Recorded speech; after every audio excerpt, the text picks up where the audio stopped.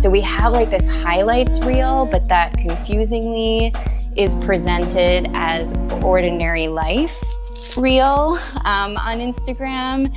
And it's impossible. I mean, they've done research on this, you know, with social media, with Facebook, Instagram, everything. We know, like, our brains know that what we're seeing, we know intellectually that what we're seeing is not entirely real, that it is performative and that it is curated.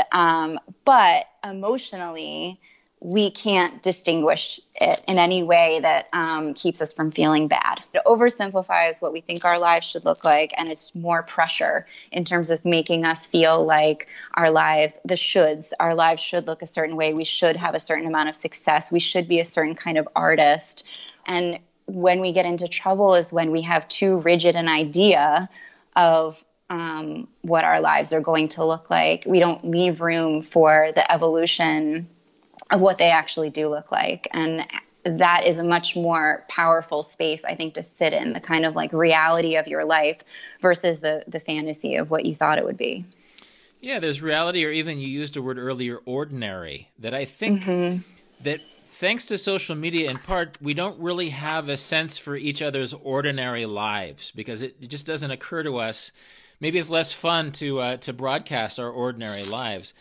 Yet there's something about ordinariness, which is the water we swim in, right? That we don't actually jump through the river of life from extraordinary to extraordinary stones, that we sort of wallow in ordinariness. And there's, I guess, is there a way to celebrate ordinariness, or is even our celebration of ordinariness sort of a posed, performed extraordinary ordinariness? What do you think?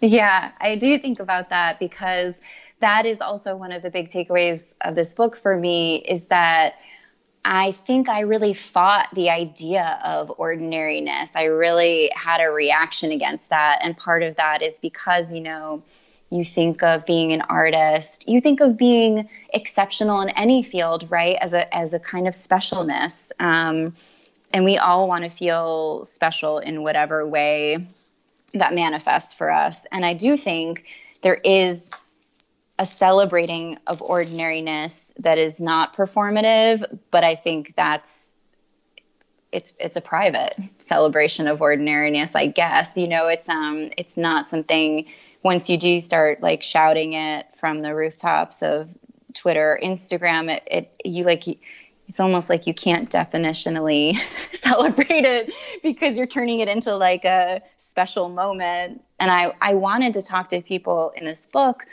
who have quote unquote ordinary lives, like most of us do, or you know, they're not famous, because we tell the stories of the people who are famous really very often. Those are mostly the stories we get, are the great successes. And there is a campmate of ours who is talked about in the book quite a bit, who is a relatively famous actor. And at many points during the writing of this book, I was encouraged to interview him, to include him in the book.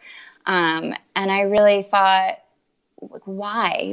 You can read about him in a glossy you pick your glossy magazine and you can read a profile of him. I want to hear from people who are like on the ground floor here, navigating this gap between ordinariness and specialness.